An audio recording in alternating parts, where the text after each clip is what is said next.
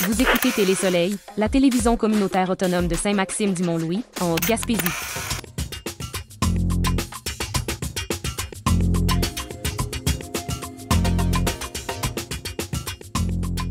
Introduction par effraction à Saint-Maxime-du-Mont-Louis selon l'Avantage gaspésien.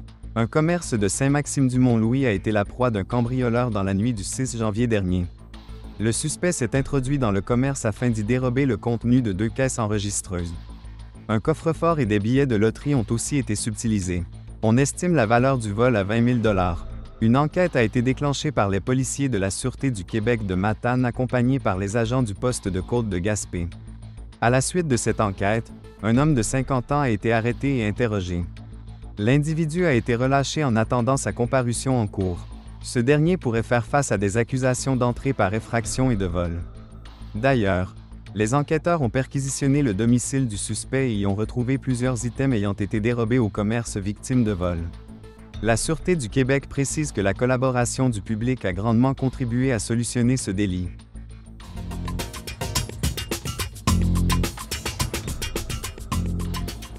Vers une économie plus résiliente dans les communautés minières selon Radio Gaspésie. Un comité de maximisation des retombées économiques locales est mis en place par le gouvernement du Québec dans le cadre d'un projet pilote avec Méto-Osisco. L'objectif est de favoriser le développement de l'écosystème économique régional pour que la réouverture de la mine de cuivre de Murdochville se fasse non seulement en harmonie avec le milieu, mais au profit de celui-ci. La ministre des Ressources naturelles et des Forêts Maïté Blanchette-Vézina espère ainsi pouvoir créer des économies plus résilientes au cœur des communautés minières. Le comité de maximisation est composé d'intervenants qui proviennent de plusieurs organes gouvernementaux, de la communauté autochtone et de Méto-Osisco, afin de s'assurer que tous travaillent en équipe vers un but commun. Maïté Blanchette-Vézina espère ainsi créer un effet de levier qui permettra à toute la région de profiter de l'essor économique lié à l'exploitation minière. L'initiative s'inscrit dans le cadre de la stratégie 2024-2025 pour un développement harmonieux et responsable de l'activité minière.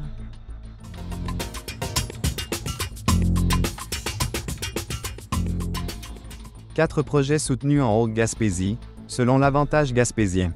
Développement économique Canada a annoncé un soutien financier pour 4 projets d'un bout à l'autre de la Haute-Gaspésie. Le soutien financier le plus important est octroyé à AEM Canada, l'entreprise qui reprit là où Orbit avait échoué. Le gouvernement fédéral a décidé de prêter une somme de 2 millions de dollars aux fabricants d'alumine de haute pureté.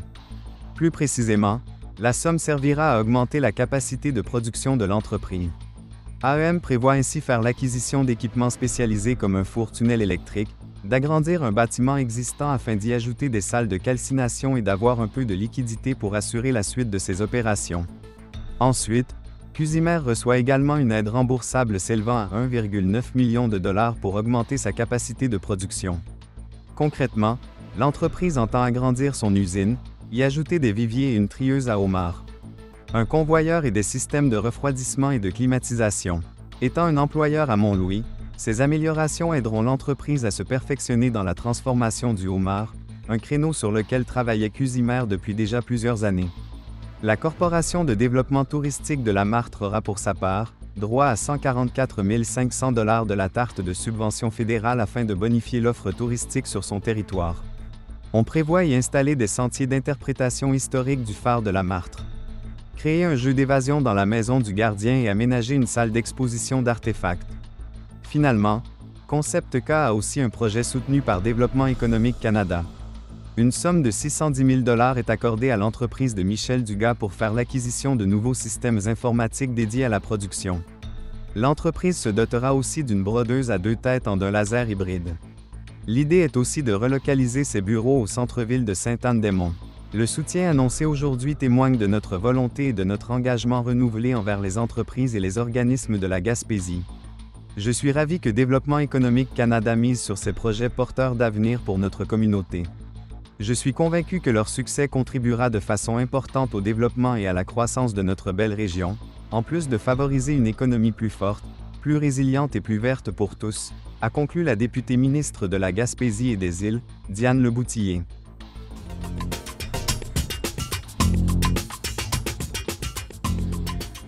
Un projet de près de 8 millions de dollars pour l'usine Cusimère de Mont-Louis selon Radio-Canada.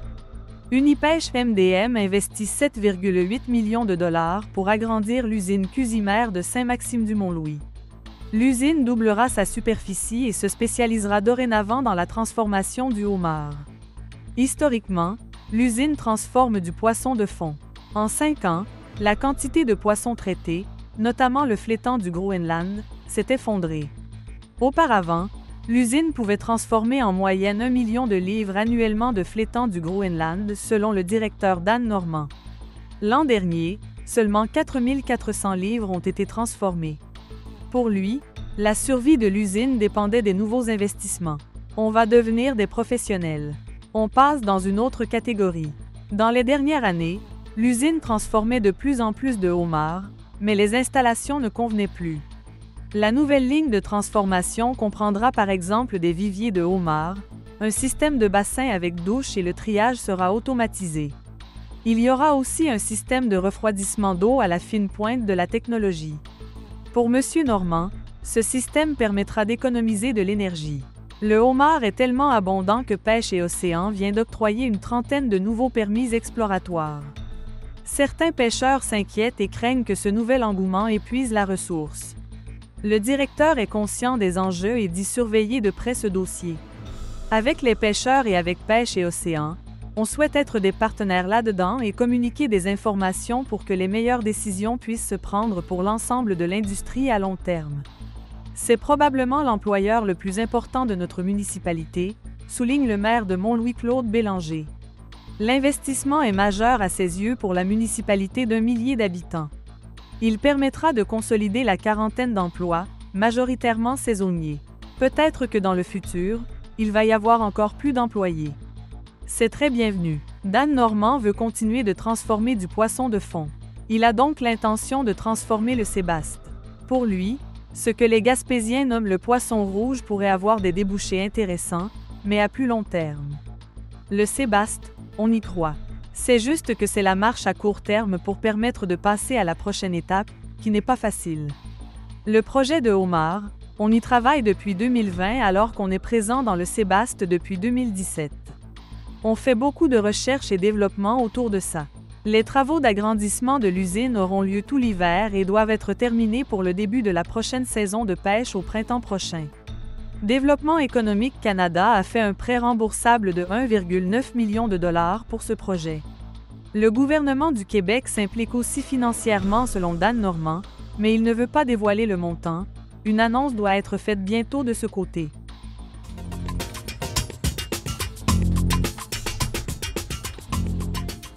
« 2 milliards de dollars pour la relance de Mines Gaspé selon Ma Gaspésie. Métaux Osisko pourrait devoir investir jusqu'à 2 milliards de dollars pour relancer les activités de Mines Gaspé à la suite des annonces survenues avant les fêtes. C'est ce qu'indique le chef de la direction de la minière, en marge d'une conférence de presse pour lancer un comité pour maximiser les retombées économiques locales entourant la reprise éventuelle des activités à Murdochville. En novembre, dans une mise à jour, Osisko évoquait que le site minier comprendrait 824 millions de tonnes titrant 0,34% de cuivre et 670 millions de tonnes titrant 0,38%. Cette estimation représentait une augmentation de 53% de la teneur en métal équivalent cuivre par rapport aux ressources indiquées précédemment rapportées et une augmentation de 100 fois celle rapportée en mai. Il y aurait pour 4,91 milliards de livres de cuivre, ce qui en ferait le plus grand gisement non développé de l'Est de l'Amérique du Nord. En décembre, Osisko mettait la main sur 199 claims miniers adjacents le site de Mines Gaspé. L'entreprise a conclu avec 2 détenteurs de claims privés le 8 octobre en contrepartie de 5 millions d'actions ordinaires et du paiement d'une redevance de 2% sur les revenus nets de fonderie, dont la moitié est rachetable pour un montant de 2 millions de dollars. Les claims couvrent des terrains autour de projets de Mines Gaspé, incluant des portions du parc à résidus potentiels ainsi que des cibles d'exploration situées au nord et au sud du projet à Murdochville. On est rendu avec un projet potentiellement beaucoup plus grand. On est très optimiste. On a réussi à tripler la ressource, mais la moitié de cette nouvelle ressource est présumée, ce qui implique énormément de forage pour convertir cette catégorie de ressources plus sûres.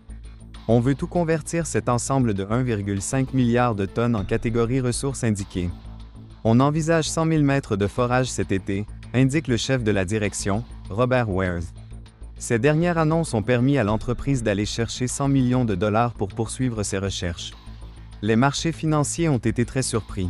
Personne ne s'attendait à ce que la ressource soit aussi grande. Je suis très confiant qu'on sera en mesure de le définir à l'intérieur d'un modèle de fosse et mener à une énorme exploitation de plus de 30 ans, mentionne-t-il. On a des bonnes chances d'augmenter la teneur légèrement. Quand on parle d'une opération à ciel ouvert de cette ampleur, chaque virgule de pourcentage de cuivre compte. Le prix du cuivre se tient très bien. J'envisage 4,50 $ la livre US à long terme, ce qui rentabiliserait très bien un tel projet. Notre projet est économique à 4,25 $, mais on est à la limite, mentionne le gestionnaire et ancien de Mines Gaspé.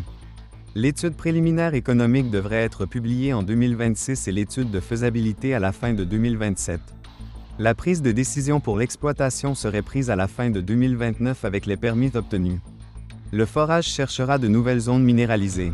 Avec les nouveaux claims, on a 2 cibles à forer cet été, une au nord et une au sud de Murdochville, ce qui pourrait être de nouvelles découvertes potentiellement, évoque M. Wares.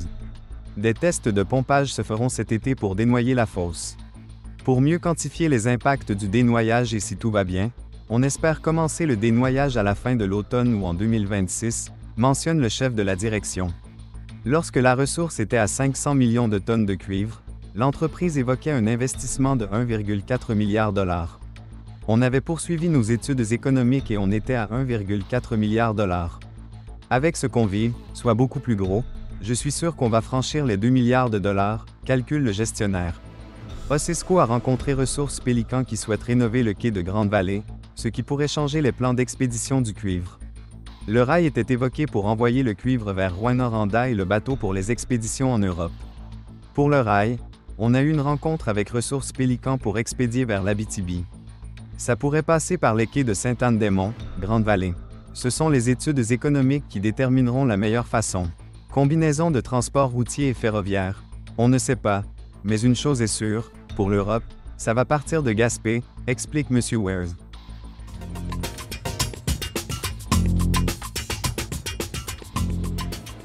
Après un mois de découverture, l'obstétrique reprend à l'hôpital de Sainte-Anne-des-Monts selon ma Gaspésie. Le service d'obstétrique de l'hôpital de Sainte-Anne-des-Monts est de nouveau opérationnel. Suspendu depuis le 22 décembre en raison de rupture ou de découverture, le service devait reprendre vendredi, mais le CIS de la Gaspésie a réussi à trouver 2 infirmières issues de la main-d'œuvre indépendante pour redémarrer le service à minuit, jeudi. L'hôpital a connu 7 séquences de découverture ou de rupture en 2024. 6 infirmières sont nécessaires pour opérer le service, mais il repose exclusivement sur l'apport de 3 infirmières issues de la main-d'œuvre indépendante.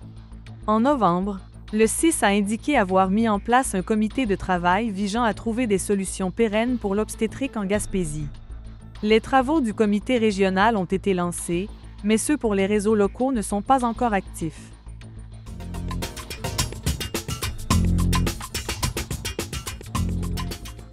Pas de possibilité de libération avant 16 ans pour Kevin Labrie selon Radio-Canada. Kevin Labrie devra purger 16 ans de sa peine à perpétuité avant de pouvoir demander une libération conditionnelle. Le Gaspésien de 39 ans a été reconnu coupable du meurtre au 2e degré de Jean-Philippe Bélanger commis en 2022. Le juge de la Cour supérieure, Guy Deblois, a rendu sa décision concernant la peine jeudi matin, au palais de justice de Percé. Il accepte ainsi la suggestion commune de la défense et de la couronne proposée vendredi dernier lors des observations sur la peine. Le juge Deblois a reconnu le peu d'éléments atténuants et a surtout souligné la longue liste de facteurs aggravants. Les circonstances du meurtre sont particulièrement graves, brutales et gratuites, a résumé le juge de la Cour supérieure. On est satisfait que le juge ait entériné notre décision puisqu'il met l'accent également sur le fait que M. Labrie était un individu avec un faible taux de réhabilitation possible, commente le procureur aux poursuites criminelles et pénales maître Jérôme Simard. Le juge en a donc tenu compte pour entériner notre suggestion, qui est dans le haut de la fourchette pour des cas semblables, renchérit-il. Kevin Labrie a assisté à l'audience à distance depuis l'établissement carcéral où il est détenu. L'accusé est resté debout, les mains derrière le dos, entre 2 agents de la paix, dont un qui lui a maintenu le bras tout au long de l'audience. Kevin Labrie est resté impassible lors de la lecture du jugement. Le détenu, tout comme les 2 agents qui l'accompagnaient, portait un masque sanitaire qui cachait partiellement ses expressions faciales.